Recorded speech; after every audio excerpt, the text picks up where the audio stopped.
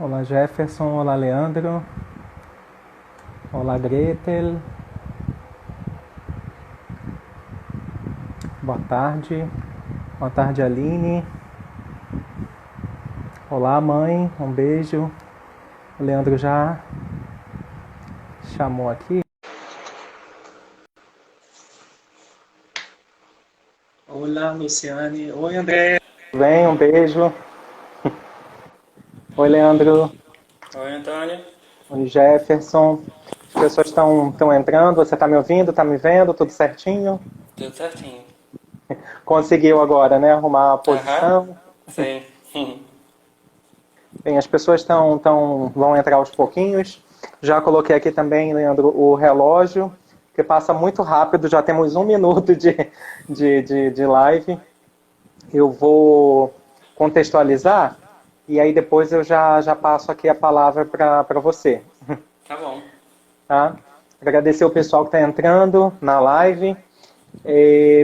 Para quem está entrando aqui, para quem está acompanhando essa conversa hoje pela primeira vez. Eu sou o Antônio Ferreira, sou professor de espanhol do CAP, da UFRJ, e sou professor também da pós-graduação em Letras Neolatinas, da Faculdade de Letras da UFRJ. E essa é a sétima conversa, a sétima live desse projeto, de convidar amigos, de convidar professores, pesquisadores e especialistas para discutir temas de interesse comum, temas da linguística aplicada, temas da linguística, e o nosso convidado de hoje é meu amigo de graduação, desde a época de graduação, e de trabalho também, de muitas outras questões, que é o professor Dr. Leandro Cristóvão.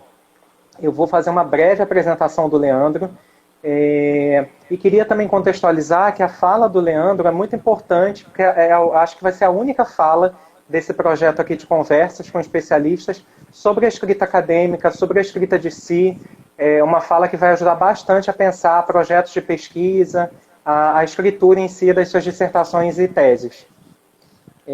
Então, o Leandro possui graduação em português e espanhol pela UFRJ, possui especialização em língua espanhola em leitura pela Universidade do Estado do Rio de Janeiro, mestrado em letras neolatinas pela UFRJ e é doutor em estudos da linguagem pela PUC Rio. Então, Leandro, muito obrigado pelo aceite, por compartilhar aqui conosco o seu conhecimento, a sua experiência. Bom, eu te agradeço, Antônio, mais uma vez, por um convite, mais um convite seu. E, enfim, sempre muito bom dialogar, poder falar das coisas que a gente vem produzindo, né? E, enfim, agradecer por esse espaço, agradecer por esse projeto aí tão bacana, né? Tão alinhado ao que você vem fazendo, né, nesse tempo todo, que é acolher seus colegas, acolher seus alunos, né? Você é um super acolhedor, né? Então, te agradeço aí por mais essa acolhida aqui e espero poder contribuir aí com o pessoal que está assistindo. Você quer que eu já comece a falar? É isso, né? Não, só esqueci de falar, assim, já tem alguns comentários dizendo que é bom te ver por aqui, ver você, Leandro. A professora Cláudia, de italiano da UFRJ, mandou um beijinho para nós. A Greta também está falando que é um assunto importantíssimo, que é difícil, né? A escrita acadêmica é muito específica, leva um tempo. E falar da minha felicidade de te ver à distância. É verdade. Agora a gente tem que se satisfazer e ficar feliz com essa possibilidade, né? Tem que pensar essa coisa Sim, assim, né? Da gente entender que a gente está fazendo todas essas adaptações nas nossas vidas, mas não achar que isso é pouco também, né? Assim, a gente ficar feliz também em poder fazer isso, né? sim, Então, claro. bacana, bacana. Tá Mas bom, podemos começar. então tá bem. Então vou aproveitar o gancho aí, né? Acho que você falou que foi a Greta que comentou, né? Dessa questão da dificuldade, né? Da escrita, né? E aí isso acabou, né, se transformando num grande assunto cotidiano meu, né? Porque depois de algum tempo mais me dedicando ao ensino de espanhol, né? De uns bons anos para cá, eu trabalho bem diretamente com disciplinas que vão envolver a escrita acadêmica, né? Então, hoje em dia eu trabalho no curso de bacharelado do Cefet RJ, que, enfim, você foi o grande mentor aí desse trabalho que a gente realiza, né? A gente tem um nome enorme, né? A gente usa a sigla LEANI, né? Mas é o Bacharelado em Línguas Estrangeiras Aplicadas às Negociações Internacionais, né? E aí, então, nesse bacharelado, eu, né, assumo hoje em dia disciplinas que vão falar sobre, entre outras coisas, sobre a escrita acadêmica, né? E aí, então, isso é algo que, enfim, a gente na academia, né, a gente faz, né, produz, escreve, e eu passei, né, de uns tempos para cá também fazer esse trabalho de reflexão, né, então não só escrever, mas também refletir para poder compartilhar com os alunos, né, o que está né, nos bastidores aí dessa escrita, né. Mais especificamente hoje, assim, o que a gente combinou, né, assim, quando você me fez o convite, eu te fiz a proposta, eu queria falar especificamente, né, não vou falar sobre escrita acadêmica, isso não cabe em uma hora, não cabe nem em um dia, né, isso cabe numa vida, né, falar sobre escrita. Mas eu vou falar especificamente, né, tentar ser bastante sintético, mas não raso, né, no aspecto do que eu chamei lá no título, né, de neutralidade e não neutralidade, né. Então o que eu quero chamar, só para todo mundo entender, né, assim, de antemão ao que eu estou me referindo, né, eu estou falando especificamente a essa presença ou não presença, né, dos aspectos da subjetividade do pesquisador ao escrever, né. Então é um pouco esse é o ponto, né, do que eu queria tratar. Bom, eu como te falei, preparei um roteiro aqui, né, anotei algumas coisas sobre as quais eu queria conversar, e aí você vai fazendo as intervenções, e espero que eu consiga dar conta dele, mas também se eu não conseguir, né, sei lá, vamos ver o que a gente consegue fazer. Então, um pouco rapidamente para contextualizar, assim, a questão da neutralidade, não neutralidade, né, no trabalho acadêmico, é algo que de maneira mais indireta, e eu acho que eu nem me dava conta muito disso, né, está presente na minha trajetória, né, na minha trajetória como de produção acadêmica desde a especialização, né, desde lá em 2000 você lembra, Antônio? Foi em 2004 que a gente 2006. entrou. Sabe? Sim, e a gente concluiu em 2006, né? Isso, Então, desde 2004, né, quando foi, eu considero que tenha sido assim uma produção, né, um texto acadêmico de maneira mais autônoma, eu fiz ali naquele curso de especialização. E aí lá eu estudei um contexto do qual eu fazia parte antes de entrar ali, que era o curso, né, o CLAC, o curso de línguas da UFRJ, né? Fui monitor desse curso durante um tempo, e aí eu estudei algo relacionado a isso, né? No mestrado eu me voltei para discursos de professores, né, de espanhol especificamente. Eu estava interessado num aspecto específico de como que esses professores, né, naquele momento eu era muito professor de espanhol, eu dava muitas aulas, né, de espanhol, então eu de novo me voltei ali, não exatamente para a minha experiência, mas para a experiência do outro, de uma maneira espelhada, né? E no doutorado, que foi quando isso se intensificou, né, quando essa questão da neutralidade, da subjetividade, né, ela se explicitou para mim e eu trabalhei isso, né, eu me enderecei, né, fui encaminhando aí para os estudos de gênero e sexualidade, fiz um trabalho então sobre homossexualidades masculinas, né, e como eu me identifico no mundo como um sujeito, né, homossexual, essa foi uma questão que se colocou não só por isso, mas porque eu problematizei, né, a minha presença, né, como a minha escrita, né, enquanto um pesquisador que também, né, que quis, né, se colocar dessa forma. Portanto, eu escancarei aí, né, as janelas, né, ou para usar uma metáfora mais afim, o armário, né, da neutralidade, e então criei ali uma problematização sobre esse lugar, né, da vida do pesquisador. E então, assim, só para um pouco trazer essa trajetória, né, que me traz a esse momento, né, a essa minha curiosidade, a esse meu interesse sobre esses aspectos da neutralidade. E aí, um pouco para a gente começar, assim, eu pensei assim, né, da gente organizar o que está em jogo quando a gente fala sobre isso, né? Neutralidade, não neutralidade. Aí eu criei aqui uma pequena organização para a gente dar conta, né? Quando o assunto é produção acadêmica, né, escrita acadêmica, quando a gente fala de neutralidade, aí eu vou lidar aqui em extremos, tá? Assim, vou lidar dois polos muito separados. É claro que entre um e outro tem muita coisa no meio, mas didatizando aqui o processo, né? Vou lidar com esses polos. Então, lá no polo da neutralidade, talvez esteja aquilo que a gente chama de ciência, né? O da não neutralidade é a não ciência, que a gente poderia pensar, né? O senso comum é quando a gente, no senso comum, a gente age de maneira não neutra, né? Quando a gente vai pensar aí o que a gente costuma chamar de achismos, né? A gente está lidando também de maneira não neutra. Quando a gente diz assim, eu quero dar minha opinião, né? Quando a gente diz, eu quero dar minha opinião, você está de forma, você não está, né, lidando com a neutralidade, né? Você está lidando com a sua participação, né, explícita nessa construção de um saber. Né? Então, eu vou continuar aqui. Né? Então, lá na neutralidade, a ciência, na não neutralidade, a não ciência. Né? Na ponta da neutralidade tem uma figura que é o pesquisador, a pesquisadora. Né? Enfim, não vou problematizar questões de gênero agora, não. Mas, então, o pesquisador lá na ponta, né, da neutralidade. Da não neutralidade, talvez a gente colocasse, né, o que eu costumo chamar nas coisas que eu escrevo de pessoa do mundo. Né? Então, tem um cidadão, tem uma cidadã, tem uma pessoa do mundo, né, aí nessa ponta da não neutralidade que age no mundo, né, a partir das suas crenças, perspectivas, subjetividade, etc.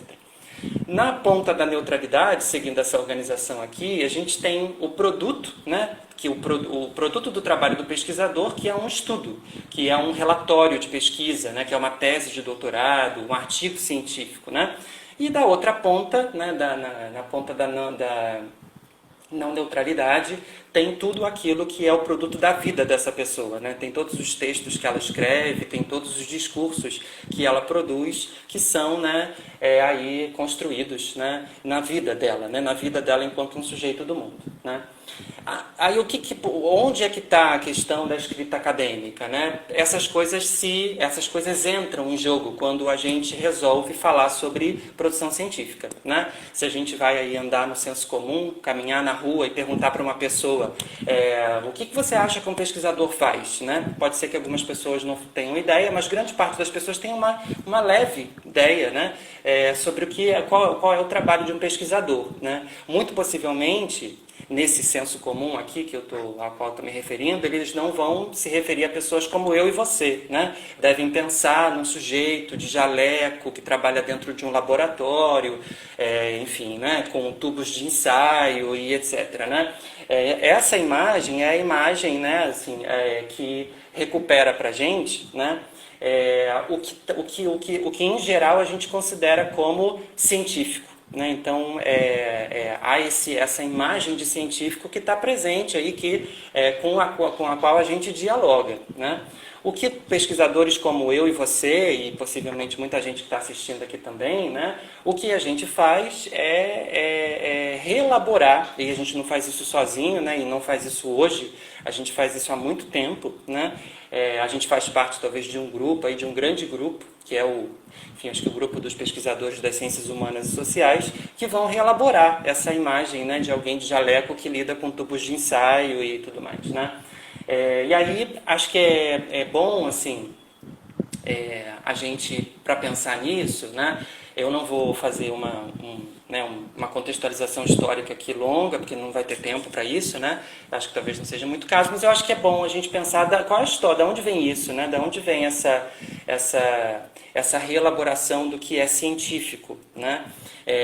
Que foi, enfim, produto aí dos cientistas humanos e sociais, né? A gente vai precisar, né, ir lá toda vez que a gente abre um livro de metodologia científica que se volta para pesquisadores como nós,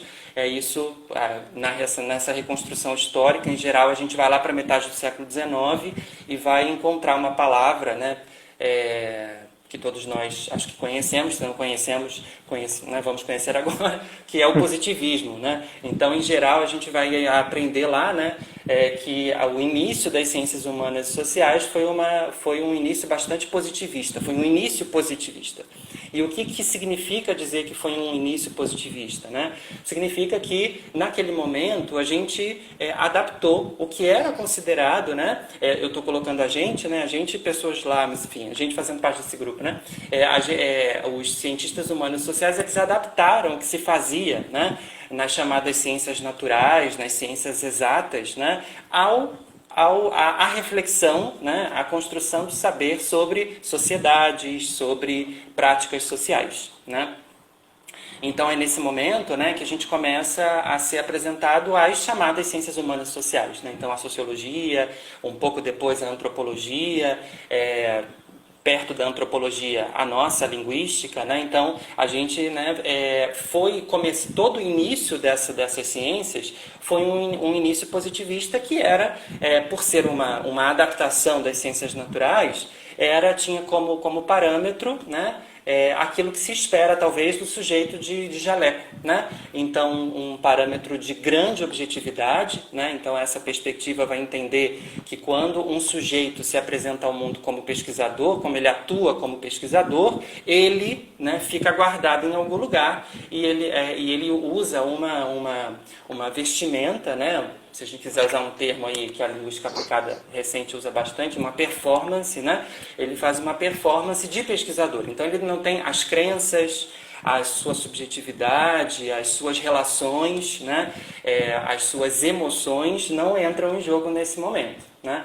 Então, a gente está pensando, né, aí no nascimento das ciências humanas e sociais, nesse parâmetro de grande objetividade, né, um objetivo da ciência, né, que era construir uma relação bastante precisa de causas e consequências, né? Então, a ciência é aquela que vai apresentar as causas para as consequências sociais que se apresentam, ou o contrário, né? Apresentar as consequências sociais para as causas que se apresentam, né?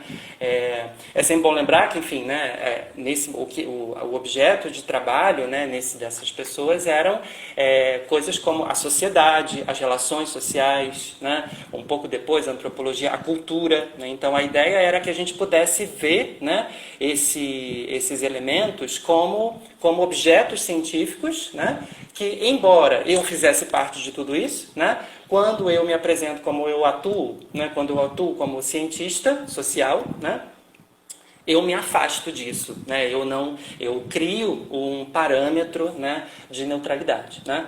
Isso não ficou assim para sempre, né, enfim, isso foi passando por muitas revisões até a gente chegar ao hoje, né? E esse hoje não é de hoje, já é de muito tempo, né? Então, em todas as ciências humanas e sociais, em algumas mais, em outras menos, existe uma revisão desses parâmetros positivistas que vão pensar na objetividade e tudo mais, né? Vou trazer um aspecto dessas revisões, que é o que mais nos interessa aqui, né? Que é pensar a figura do pesquisador, né? Então, a gente vai reelaborando, né, a ideia de que, vou usar aqui uma expressão de dois autores, né? Laville e Dione, né, que são dois autores de um manual de metodologia científica europeus. São dois autores europeus que usam essa expressão. O pesquisador passa a ser um ator, né? Então, essa perspectiva vai começar a entender, essas revisões vão começar a entender que um pesquisador é um ator social, né? Ou seja, ele é um ator social, ele atua em sociedade. Portanto, esse sujeito que vai criar, né, entendimentos sobre as sociedades, sobre as culturas, né, ele ao atuar, né, ele é alguém, né, ele tem vida, ele tem gênero, ele se apresenta ao mundo a partir de um símbolo de raça e etnia, ele tem nacionalidade, ele tem, enfim, tudo aquilo que nos constitui enquanto pessoas no mundo, né? E aí, então, nós, né, desse grande grupo das ciências humanas e sociais, vamos lidar com isso, né? Depois que essas revisões começaram a acontecer, algumas ciências mais, outras ciências menos, alguns recortes dentro dessas ciências mais e outras menos, né, vão se preocupar, vão precisar pensar, elaborar, né, o que fazer com isso, né? O que fazer com essa, né? Com essa, com a ação de assumir, né? Que existe uma subjetividade em jogo, né? Eu continuo ou você quer falar alguma coisa? Rapidinho, Leandro. Leandro, eu já vou lançar aqui uma pergunta do Alexandre Cadilli. Antes de ler a pergunta dele, a Cláudia Farias, nossa querida Cláudia Farias, mandou um beijo para você, disse que estava presente na sua defesa de Pois é. doutorado. Que Não, assim, inclusive, eu né, acho. no momento da defesa, né, eu não imaginava que eu precisasse falar de algumas dessas coisas aqui e precisei, né, me Sim. defender, digamos. Não, e hoje também, assim, quer dizer, desde ontem, hoje finalizando, né, a leitura do seu texto que você vai indicar mais no final, assim, o início da sua fala é muito próxima também, né, essa questão de se colocar para fora, dessa metáfora também do armário, mas eu acho que, assim, para quem está acompanhando, está muito já clara a ideia, você já falou um pouquinho no início dessa virada das pesquisas em ciências humanas, e sociais, aí voltou um pouquinho para explicar o que tínhamos antes, e agora vai dar continuidade explicando um pouco mais essa questão desse olhar mais subjetivo. Mas o Alexandre fez uma pergunta, eu anotei rapidinho, se eu não conseguir te passar, ou se não ficar clara, eu tento voltar lá ao comentário. Ele Tá. diz, então, Leandro, a reflexão sobre a escrita acadêmica não é face da reflexão sobre a perspectiva de pesquisa? E aí, perspectiva de pesquisa, ele está entendendo como metodologia, abordagem, paradigma, o que considerar. Sim, sim, né? Eu acho que daqui a pouquinho eu vou falar, talvez eu vou dialogar mais com a pergunta do Alexandre, né? Mandar um abraço para o Alexandre e para a Cláudia também, né? E porque, enfim, né? Essa questão, ela é muito dependente da sua perspectiva de trabalho, né? Como eu vou tentar falar um pouquinho mais adiante. Pode, né? Obviamente tem cientistas humanos sociais, tem pessoas, né, das ciências humanas sociais que não estão muito aí para isso, né, que entendem, ou que vão dizer assim, olha, tá bom, você tem razão, mas não acho que a gente tenha que se preocupar com isso, né? E essa não preocupação significa a minha perspectiva de trabalho científico, né? A minha perspectiva, né? O meu olhar sobre pesquisa não pede essa reflexão, né? E por outra parte, né? Tem as pessoas que vão dizer não, assim, isso é importante a gente, né? Refletir sobre essa presença do pesquisador. Então, sim, né? A preocupação com isso na escrita, ela é uma continuidade da sua visão, né, da sua visão sobre pesquisador, sobre o que é pesquisar, né, e daí, decorrente daí, sobre o que é ser pesquisador, né. Sim. Acho que Não, só talvez eu depois. vou continuar, Não, algumas coisas que eu vou dizer talvez ampliem um pouco essa reflexão que enfim. eu acabei de fazer aqui. Assim, alguns comentários também lançados aqui na live, no sentido do que você falou, né, de acabar cristalizando imagem para o pesquisador, hierarquias que permanecem até hoje, o que é difícil, né, de desconstrução, e por isso de aceitar um pouco essa escrita que você vai começar a falar para nós agora também. Sim, sim. Eu vou antecipar outra coisa e é nisso que eu quero bater, assim, né? O que eu estou apresentando aqui, né? Eu estou apresentando um trabalho que a gente faz, que é um trabalho, e eu vou voltar a isso depois, argumentativo. Né? Então, escrever de maneira neutra ou escrever de maneira não neutra, muitas aspas nesse neutro e não neutro, já vou explicar essas aspas daqui a pouco, esse é um trabalho argumentativo. Né? Você está apostando, né, numa escrita que flerta com a neutralidade. Você está apostando numa escrita que flerta com a não neutralidade. Né? E você então precisa argumentar. Né? Por quê? Né? Senão, eu não falo sobre a minha subjetividade porque eu acho bonito. Né? Até pode ser isso, mas você precisa, né, argumentar, né, por que isso é relevante. Né? Então, eu acho que quando o pessoal fala aí sobre hierarquias, né, e é isso, né, a gente na academia lida eu gosto de pensar assim, é a forma como eu acho que a gente deveria pensar a universidade, né? É a produção do conhecimento acadêmico, né? É uma produção argumentativa, né? Então por isso que a gente fala defesa, inclusive, né? Você defende o que você entende como mais válido, mais produtivo, e eu gosto de pensar também mais ético, né? Vou voltar a isso, acho que dá um pouco mais na frente. Mas vou tentar voltar aqui porque eu tinha planejado, né? Então, eu tentei pensar isso que eu acabei de dizer, dessas reelaborações, né, que que a gente foi construindo. Pensei aqui três áreas, digamos assim, né, nas quais a gente pode observar essa reflexão. Uma delas, por exemplo, é a história. Né? Muito frequentemente, assim, né, um breve parênteses aqui, assim, eu tenho como uma prática muito, isso depois do YouTube mais ainda, né, eu adoro ouvir pessoas falando sobre as suas vidas, né, então sobre as suas vidas e entre elas pesquisadores falando sobre os seus trabalhos acadêmicos, né? Então o YouTube é ótimo para a gente sair vendo um monte de gente falando sobre suas teses e como elas estão misturadas aí com as suas vidas, né? Fecha parênteses. Então quando a gente ouve ouvir, por exemplo, historiadores falando sobre os seus trabalhos, com alguma frequência, né, os historiadores são perguntados, né, eles recebem a seguinte pergunta: qual é o limite entre a história e a ficção? Né? De que forma um texto escrito por um historiador, né, ele é história, né, ou ele é uma ficção produzida por aquele sujeito? Não vou entrar muito nisso, porque a gente não está aqui, né, pelo menos não majoritariamente entre os historiadores, mas dentro dessa pergunta existe, né? Você participa disso, né? Você, você historiador, né? Você pessoa do mundo, né? Participa da produção do seu texto, né? De tal maneira que talvez a gente até pudesse achar que o que você faz não é história, mas é ficção, né?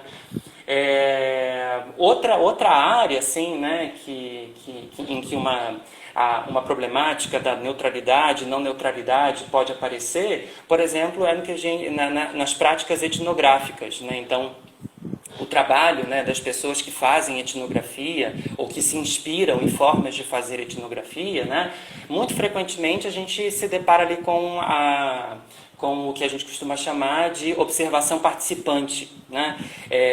O que significa isso, né? Como é que você mede, né, a sua presença no campo, né? Então, quando a gente fala de etnografia, a gente está falando de campo. O campo pode ser, né, uma rua, pode ser uma escola, pode ser uma empresa, né? E como é que você mede a sua participação ali, né? Por isso que é a observação participante. Você, cientista, né, você pesquisador, está ali e você está envolvido, né? Você está modificando aquele habitat, né? aquela circunstância, aquele contexto. E como é que você lida com isso? Você diz que você não modifica nada, né? Ou você modifica, e o que você faz com essa modificação, né? E aí acho que um outro campo, né, e aí para chegar mais perto da gente aqui, né, pensar como que isso pode chegar, por exemplo, na linguística aplicada, mais especificamente, né, numa linguística aplicada que se interessa, por exemplo, pelo que acontece dentro das salas de aula, pelo que acontece dentro das escolas, e também aquela linguística aplicada nos moldes com o qual a gente vem trabalhando de um tempo para cá, muito interessada nos contextos que envolvem violência, que envolvem desigualdade, né? E aí fica uma pergunta, né? Como é que a gente lida com educação, como é que a gente lida com desigualdade, com violência, de forma neutra, né? Como é que a gente não fala, né? Como é que a gente não se diz, né? Como é que a gente não se apresenta, né, ao tratar de temáticas como aquelas que são as temáticas da linguística aplicada, ou desse tipo de linguística aplicada, né? E aí eu fiquei assim, né, organizando aqui, para organizar essa conversa, pensar em como que isso aparece, né, assim, não na prática, mas, né, criando aqui exemplos fictícios, né, e caricaturas, na verdade, né, de maneira didática, como é que isso aparece, né, como é que na escrita do texto a gente vai perceber a lida com a neutralidade e na não neutralidade. Então, eu costumo criar esquemas, assim, né? Às vezes, na produção desses esquemas, acabo aparentemente simplificando uma questão, mas para fins didáticos, né? Então, eu criei aí, né? Pensei em 3 possibilidades que a gente tem, assim, né? Então, a primeira possibilidade é a seguinte, né? eu resolvo, né, vou usar a palavra aqui, flertar, né, porque não, eu acredito, né, entendo que neutro, a possibilidade, o espaço da neutralidade a gente não tem muito como ocupar. Né? Até tem gente que acha que tem, e eu vou voltar a isso daqui a pouquinho. Mas digamos que eu escolha, né, criar uma performance de neutralidade. Né? Eu vou criar o meu texto de maneira neutra. Como é que eu vou escrever o meu texto? Né?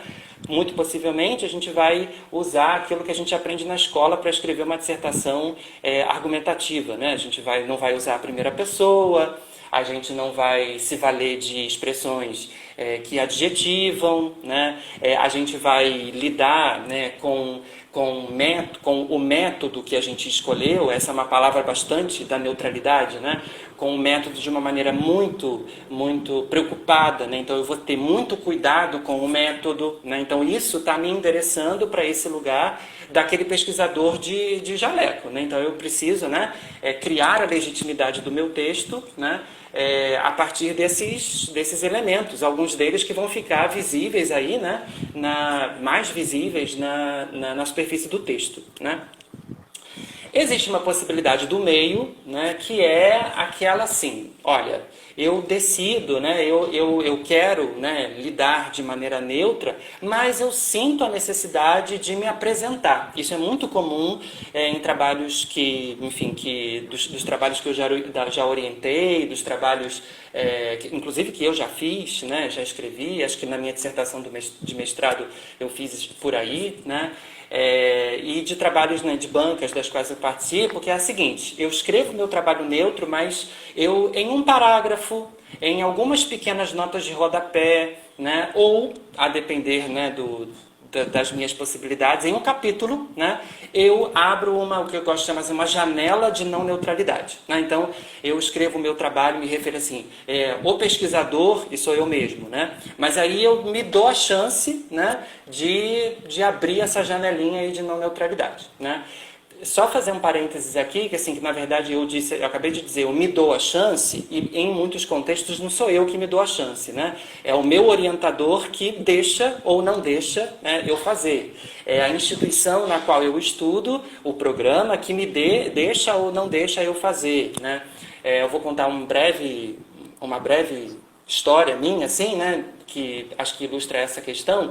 Quando eu estava no mestrado, quando eu entreguei a primeira versão do meu projeto de dissertação de mestrado, foi escrito em primeira pessoa, como a minha dissertação é escrita em primeira pessoa. E aí a professora que leu o meu projeto não sabia que eu, né, pensava dessas coisas, né? E aí o primeiro comentário que ela fez, e isso não tem muito tempo, né? Isso foi em 2009. A primeiro comentário é primeira pessoa, né? Então significa ali naquele contexto talvez, né, eu precisasse negociar mais para fazer essa escolha. Então, o que eu estou dizendo aqui é que a gente tem escolhas, às vezes essas escolhas não são as nossas, né? A gente precisa acatar, né, algumas escolhas que alguém faz, né, que alguém fez pela gente, né? Só para a gente não achar, né, para não criar aqui uma ideia de que então eu posso decidir. Eu acho que a gente deveria poder decidir, né, de maneira responsável, né? Mas em alguns contextos não é assim que acontece, né? E o terceiro, né, então eu falei do primeiro, que é o flerte com a neutralidade, o segundo, que são essas janelas, né? O terceiro é aquele em que eu digo assim, é isso mesmo, eu não vou lidar com a neutralidade, né? Eu assumo o meu trabalho como um trabalho. E aí a gente vai usar algumas expressões. Posicionado, como um trabalho que explicita a minha subjetividade, portanto eu vou falar, se eu sou um professor e falo da minha prática, eu vou contar sobre a minha história de formação, eu vou falar da minha relação com aquele espaço, né? O exemplo lá da minha tese de doutorado, né? Então eu vou falar da minha apresentação ao mundo como um sujeito homossexual, né? E aí está, talvez das três, as três são arriscadas, né? Não como eu disse lá na frente. Em todo esse trabalho a gente está lidando com argumentação, a gente não está lidando com algo que é certo e com uma coisa que é errada, a gente está lidando com uma aposta, né? Essa aposta da não neutralidade, e isso vem ficando, talvez nos tempos contemporâneos, ainda mais delicado, né? Essa aposta é uma aposta arriscada, porque você pode encontrar com leituras do seu trabalho que diga assim, olha, isso daí não é científico, né? Que características vai ter um trabalho desse tipo? Obviamente vai ser um trabalho escrito em primeira pessoa, né? Ele vai ser um trabalho que vai se encaminhar em alguns momentos para uma tipologia textual mais narrativa, né? E aí a gente em algumas áreas não está muito acostumado com isso, né? E ele vai então, né, dizer, olha, eu sou lá naquele esquema inicial, né, eu sou um pesquisador, mas eu sou uma pessoa e eu vou falar dessa pessoa. E alguém pode dizer assim, tá, mas e o que eu tenho a ver com a sua pessoa? Né? Eu estou interessado no seu estudo, não estou interessado na sua pessoa. E aí diante disso você pode dizer, vai ter que criar uma argumentação em cima disso, né? A gente não faz isso, né? A gente não escreve de maneira não neutra hoje, né? A gente não escreve sem aparato, né? Existem metodologias para fazer isso, né? Existe livro que vai problematizar, existe artigo, existe gente pensando sobre essas metodologias, né? Eu vou citar aqui duas metodologias que vão, em geral, né? Uma delas sempre, a outra possivelmente se endereçar para isso. Uma delas é a chamada pesquisa narrativa, né? Não pesquisa sobre narrativas, mas a chamada pesquisa narrativa, que você, Antônio, enfim, uma pessoa que também faz, né? E aquela onde eu me encaixei, embora na minha tese de doutorado eu não tenha usado essa expressão, mas depois eu entendi que era isso que eu tinha feito, né? Que é a pesquisa autoetnográfica, né? E aí para quem, enfim, quiser, eu vou deixar no final aqui uma indicação para quem quiser ler sobre isso, não só sobre isso, mas sobre isso também. Então, a gente não faz isso hoje, né, sem parâmetro. A gente não faz isso sem reflexão. Já há uma reflexão, já tem muita gente pensando sobre esses caminhos metodológicos. Portanto, trabalhos narrativos, trabalhos autoetnográficos têm método, têm metodologia, são analíticos, são acadêmicos, são científicos. Talvez não seja de um tipo de ciência, talvez seja por um outro tipo de ciência no qual a gente está apostando, né? E você quer perguntar alguma coisa? Sim, sim. Leandro, eu vou fazer uma intervenção rapidinho e vou tentar já ler pelo menos, eu acho que são 2 comentários, né? Eu acho que assim, ficou claro, está ficando claro, quer dizer, em primeiro lugar, todo mundo está elogiando a sua forma didática de expor, clara, e bom. tem várias pessoas queridas, ex-alunas e alunos nossos da Lato Sensu, né? Que bom. Eu acho Só assim, uma observação, quando as pessoas dizem que eu sou didático, para mim é o melhor elogio. Eu prefiro ser didático a ser profundo demais, né? Então eu prefiro ser didático. Que bom, eu fico feliz aí com o elogio. Eu acho, Leandro, que assim, o caminho talvez seria esse, né? Assim, pensar numa escrita neutra ou não neutra, e por outro lado, ao mesmo tempo, buscar perspectivas de pesquisa que vão dialogar né, com essa forma também sua de escrita. É aquilo que você falou antes. Eu acho que é algo que dialoga, né? No sentido de buscar o orientador que compre as suas ideias, que aceite da forma como você vai se colocar, porque senão às vezes você quer romper né, você está buscando uma escrita já do eu, de si, mas ao mesmo tempo, lá na frente, o seu orientador vai querer que você use triangulação, ou que você mostre aí, ou utilize outros instrumentos para tentar transformar em algo mais científico. Então, acho que é um casamento, como você mesmo colocou. Só para observar que às vezes o que pode acontecer também é o contrário, né?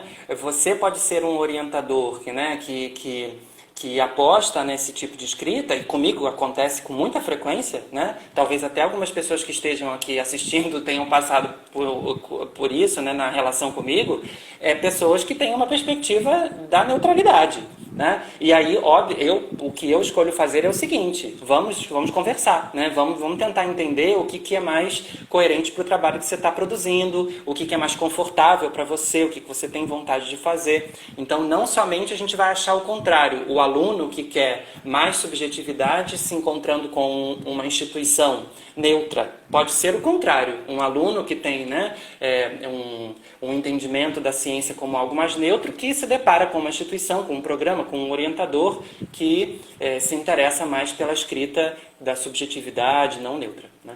Sim. Leandro, como nós estamos chegando aos 40 minutos, eu vou retomar aqui, como eu disse, alguns comentários. Tem um comentário lá, primeiro do Cadilha, novamente, citando, recomendando um cientista social colombiano, Borda, que traz um conceito de sentir pensar que talvez você conheça e que pode dialogar e dialoga possivelmente com o que você está falando. Ele também destacou o seu texto da revista Veredas, que você vai sugerir mais para o final. A Evânia, que é professora do Instituto Federal Fluminense, mostra que no caso do projeto dela de doutorado, talvez essa escrita de si, essa necessidade de se apresentar, virou talvez um caráter de ineditismo da pesquisa. Eu vou lançar todos os comentários, aí talvez você tenta responder em bloco. A mesma Evânia coloca também que nessa busca por um caminho de pesquisa, ela encontrou talvez aí uma possível caminhada na cartografia, que eu acho que é um conceito muito presente atualmente, né? Minha mãe, Terezinha, está perguntando, Leandro, o que é uma pesquisa autoetnográfica, que é o que você falou um pouquinho. Tem um comentário, da Doris. Leandro, é a suposta maior objetividade que apaga as subjetividades do sujeito pesquisador que pensou, discutiu e escreveu o trabalho? Eu não sei se eu entendi. É a suposta? Deixa eu voltar aqui. É a suposta... Até eu estou me... Calma aí. É a suposta... É a suposta maior objetividade que apaga as subjetividades do pesquisador? Que foi aquele que pensou, discutiu e escreveu o trabalho. Além do didático, Leandro, é profundo. Que eu só tinha falado da parte do didático. Na verdade, desculpa, Leandro, a da Doris é, na verdade, um comentário. Eu que vi como pergunta. E são essas, no primeiro momento. E aí, aproveitando essa questão porque como a gente tem 41 minutos, já estamos com 41 minutos, o que eu justamente queria te perguntar, a partir também da leitura do seu texto, né, que a gente vai indicar no final, desse pesquisador que adota uma escrita mais de si, do eu, como ao mesmo tempo teorizar, como analisar, como se colocar, que é um pouquinho, acho que já o conceito de autoetnográfica, que minha mãe perguntou, e também uma curiosidade, até porque, como você disse, são várias correntes diferentes que fazem isso, algumas assim não têm um critério muito de como se colocar, de analisar, ainda é como por exemplo a corrente que eu sigo. Uhum. Bom, obrigado aí pelos comentários, pelas perguntas, né? Então, obrigado, dona Terezinha, pela pergunta que vai, enfim, guiar aí essa minha tentativa de resposta, né? Não é simples responder o que é autoetnografia. A revista Veredas, né, dedicou um número, né, que é desse número que eu participei, né, com aquele texto, a pensar sobre isso, né? Mas, enfim, vamos tentar aqui rapidamente entender, e aí explicando o que é a autoetnografia, talvez eu dialogue com os comentários e as perguntas, né? Vamos pensar na palavra, né? Então, primeiro a gente fala etnografar, né? Quando a gente vai criar uma etnografia, né? A gente vai grafar um comportamento, né? Um comportamento cultural, humano, social, né? Então, etnografia. Quando a gente vai fazer uma autoetnografia, né? Você vai fazer isso sobre você. Se a gente quiser entender isso muito rapidamente, né, então significa, então o sujeito vai escrever a sua biografia, né, o sujeito vai escrever sobre a sua vida, né, não deixa de ser isso, né, tem isso, né, mas ele vai fazer isso de maneira científica, portanto, ele vai se tomar como um objeto de análise. Ele vai se tomar como um elemento de análise, né? Tem algumas... Vou citar, por exemplo, né?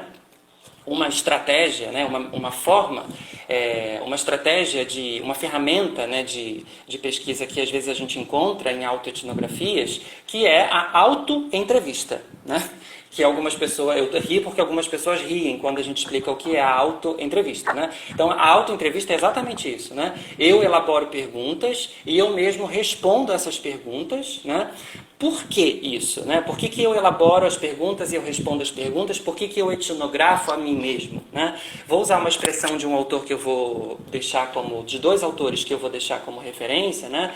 Eles dizem que quando a gente faz autoetnografia, a gente justapõe o eu ao tema. Né? Eu gosto dessa expressão. O que é justapor o eu ao tema? Né? Eu sou o tema e o tema sou eu. Né? Portanto, eu vou me tomar, né, vou voltar aí ao que eu já disse antes, eu me tomo como objeto de análise, né, de forma metódica. Né? Por isso que eu tenho que criar algo que é autometodologia. Né? Eu vou explicitar a minha subjetividade e eu vou tentar entender, né, eu vou tentar analisar, se a gente for pensar, por exemplo, nas estratégias, no que a gente em geral vê na análise do discurso, né? Então, se eu me valer de um tipo de análise do discurso como teoria para fazer uma autoetnografia, né, eu vou tentar observar, né, vínculos de discurso e ideologia, eu vou tentar observar a relação entre identidade e autoridade comigo em análise. Né? Sou eu que estou, eu mesmo, me analisando.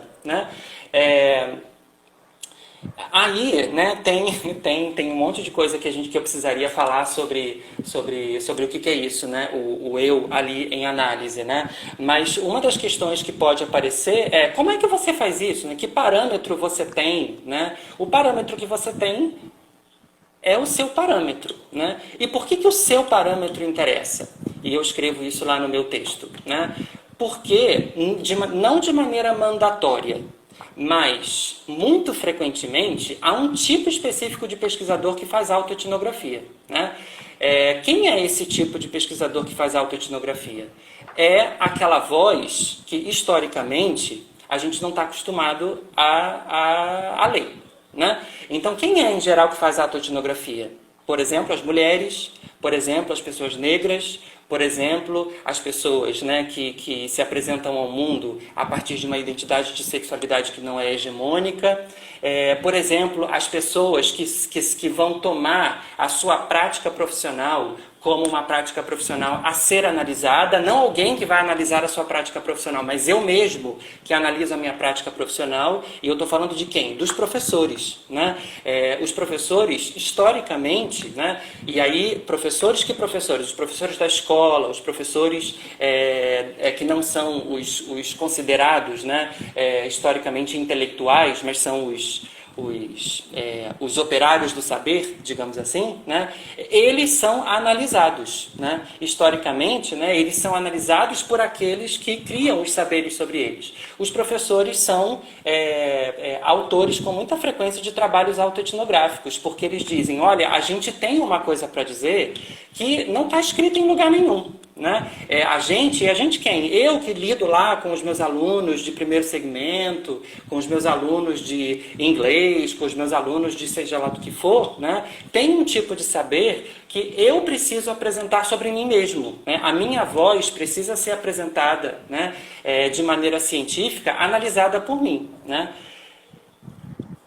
Volto ao ponto do argumentativo. Nada disso é seguro. Né? Nada disso, nada do que eu estou dizendo aqui, ou pouca coisa do que eu estou dizendo aqui, se aproxima do que a gente está acostumado a entender como fazer científico. Né? Então, nesse processo, você precisa primeiro acreditar que há sentido em fazer isso, né? Ou seja, há sentido em apresentar um trabalho dessa forma, isso é significativo, isso é válido, e eu incluo aqui, isso é ético, né? É ético você apresentar, né? E o que eu estou querendo chamar, entender, o que eu estou entendendo como ética aqui, né? Você contextualiza quem é você nesse momento, você leva em consideração a relação com o outro, né? Com o outro que constrói o texto junto com você, né? Você cria diálogo com o contexto em que você se insere, né? Com as pessoas que vão ler o seu trabalho, né? E aí você vai arrumar tudo isso, né? Numa proposta que você vai defender. né? Então, e eu gosto muito de pensar por isso que a gente fala defesa de tese, né? E quando você vai apresentar a sua tese, seu TCC, não importa, né? Seu trabalho de final de disciplina, né? A gente não pode esquecer que ali você aposta, né? Quando você escolhe fazer uma autoetnografia, você está apostando na autoetnografia. Um monte de coisa que a gente escreve, a gente esquece que a gente está apostando nisso, né? Quando a gente escolhe, eu vou escrever o meu trabalho usando o Manguenot, né? Isso não é certo nem é errado. Você está apostando no Manguenot, né? Seu trabalho ao escolher o Manguenot é um trabalho argumentativo.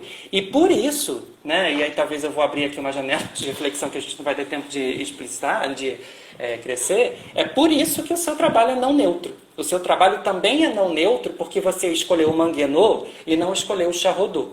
O seu trabalho também é não neutro porque você faz linguística aplicada e não faz linguística.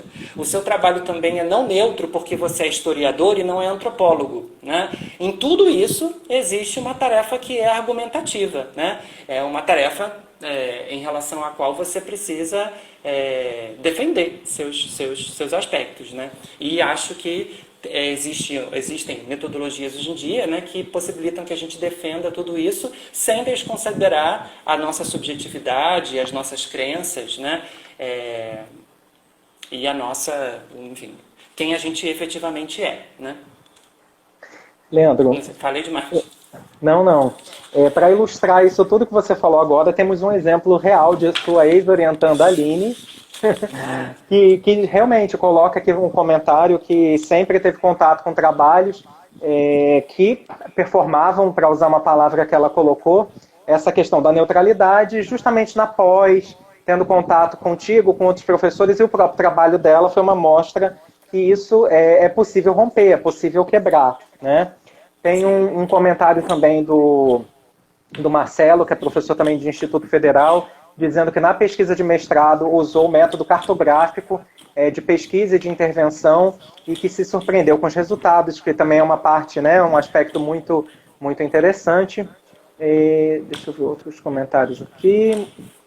Muita gente concordando com você dessa questão da defesa de princípios, ou seja, que você já não é neutro a partir do momento, né, que você aposta, ali agencia, né, tem uma escrita muito voltada aí para como de agente. Mas assim, ficou claro também que não vale tudo, que tem a questão da ética e principalmente do que você... hoje em dia, sabe, desculpa te interromper, assim, eu acho que o que a gente vem vivendo hoje, né, é muito importante que a gente diga que não vale tudo, né, quando a gente diz que não vale tudo, não significa que tem escrito em algum lugar o que vale e o que não vale, é por isso e não é por isso que não vale tudo, né, não vale tudo porque, e aí a gente pode usar muitos parâmetros, o parâmetro que eu gosto de usar para minha escrita, para o meu trabalho, para muita coisa que eu vivo na vida, né, é esse entendimento de ética, né, de uma ética que é relacional, de uma ética que é contextual, de uma ética que pressupõe a possibilidade, porque às vezes não há essa possibilidade, mas a possibilidade do diálogo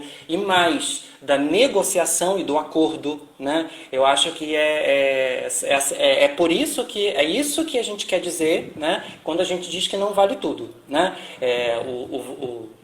Não valer tudo, né, não significa que vai estar escrito em algum lugar o que vale, o que é certo e o que é errado, né?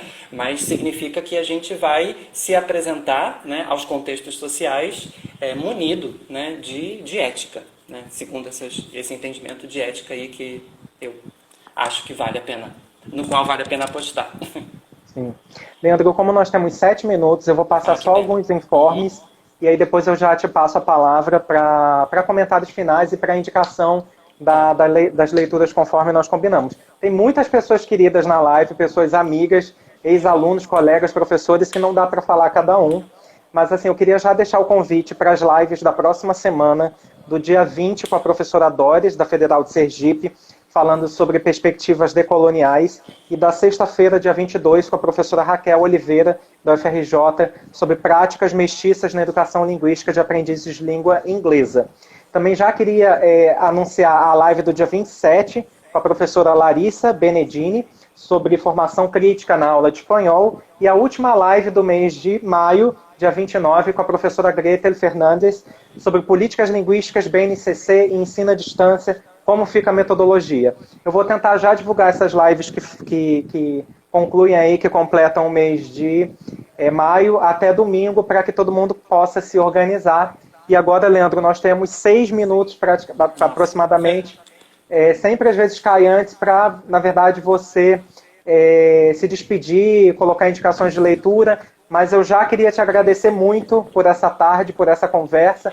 Acredito que o Leandro também está aí disponível para quem quiser procurá-lo no Oculto ou encaminhar algum e-mail para ele. Sim, sim, estou disponível. Estou disponível para dialogar, né? Sim. Então, enfim, como eu disse no início, né, volto aí agradecendo, Antônio, por essa possibilidade também de trocar aqui, né? Sempre bacana. Muito obrigado. E parabéns por mais essa sua iniciativa de acolhida, né? Eu vou, então, deixar aqui... Queria deixar 3 sugestões, né? Eu acho que uma delas é o número da revista Veredas, né? É uma revista que está, enfim, organizada pelo pessoal da Federal de Juiz de Fora, né? Então, o número é um número de 2018 que é só sobre autoetnografia, né? Então, tem muitos trabalhos, tem um texto inicial que vai tentar, né, entender, definir o que é autoetnografia, muitos capítulos com trabalhos autoetnográficos, e é interessante porque esses trabalhos, alguns vão defender e outros vão falar como que tem um tipo de autoetnografia que eles não gostam, né? E termina com o meu texto, então, fazendo um texto mais reflexivo sobre esse lugar aí da autoetnografia na escrita acadêmica. Eu queria deixar também, assim, vai aparecer, acho que é tudo ao contrário, né? Porque fica meio espelhado. É esse Sim. livro aqui, depois acho que o Antônio vai colocar os créditos, né? Então, o livro se chama O Planejamento da Pesquisa Qualitativa, do Denzin e Lincoln. É um livro de metodologia científica, não é um livro de linguística, né? E o capítulo 13, especificamente, é um capítulo que fala sobre, entre outras coisas, a autoetnografia. 2 observações. É um capítulo escrito por pessoas que não são brasileiras, portanto a gente vai ver essa problemática fora do Brasil, o que é um aspecto interessante, né? E também é um livro que que diz que a autoetnografia é uma metodologia complicada. Portanto, é legal porque a gente vai se deparar ali com autores que dizem assim, olha, é bom dar uma segurada, né? E por fim, esse que é um conhecidíssimo na maioria das pessoas que devem estar assistindo, é o livro Linguística Aplicada Indisciplinar, do Luiz Paulo, né? Especificamente o capítulo de introdução, o capítulo 1 da Branca Falabella, Fabrício, e o capítulo 3 do próprio Luiz Paulo, que vão, enfim, né, trazer, não vão falar especificamente disso, mas vão pensar também esse lugar aí da neutralidade e não neutralidade. Ai, consegui. Temos 3 minutos. Leandro, vários comentários aqui elogiando você, a sua fala, a live, que a gente poderia desligar e começar outra. Sobre aqui o projeto em si, a oportunidade de rever os colegas. Mas é isso, assim, na verdade eu também queria... Eu sempre deixo aqui a indicação de leitura do nosso convidado. Eu ia indicar também a própria revista que o Leandro publicou, que o texto é belíssimo, muito sensível. É o Leandro, para quem conhece o Leandro como também pessoa e pesquisador. Mas assim, o Leandro tem uma publicação na revista Beate, que é uma revista mais da área dos estudos hispânicos, sobre performance, gênero. Tem a própria tese de doutorado que ele mencionou, então são leituras muito, muito ricas para quem quer conhecer um pouquinho mais do trabalho do Leandro. E se alguém quiser encaminhar mais alguma pergunta, temos aí uns 2 minutinhos antes de cair. Ou de a gente encerrar. Deixa cair então, né? Então a gente pode, ou a gente encerra, né? Tá. Professora Cláudia, a live vai ficar salva no perfil.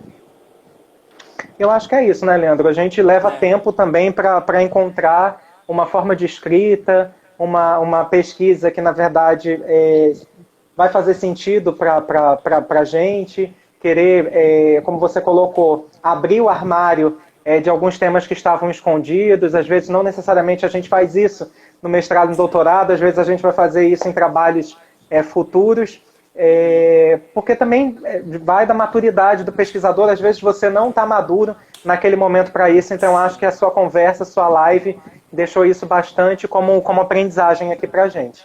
Que bom, que bom. Fico muito feliz. A revista, pessoal, que o pessoal está perguntando, é a Veredas, né, Leandro? Veredas, da Federal de Juiz de Fora, é o número de 2018. 2018. E o texto do Leandro... Se você digitar Veredas, autoetnografia, vai aparecer. Isso, e o título do texto é Dizer-se, Narrar-se, não é? Narrar-se Isso, e Etnografar-se. isso. Então é isso, pessoal. Obrigado, boa Bom, tarde para todo mundo. Se cuidem. Obrigado, Leandro. obrigado você, Antônio. Beijinho, tchau, tchau, Tchau, gente. tchau.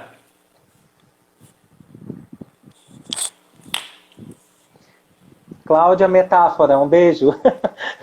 Que eu esqueci de falar isso. Você falou alguma coisa? Eu não ouvi. Não, não, só estava falando que a Cláudia falou a metáfora e eu esqueci de Ah, mandar um beijo para a Cláudia Metáfora. Cláudia Metáfora. Tá bom. Tchau, tchau.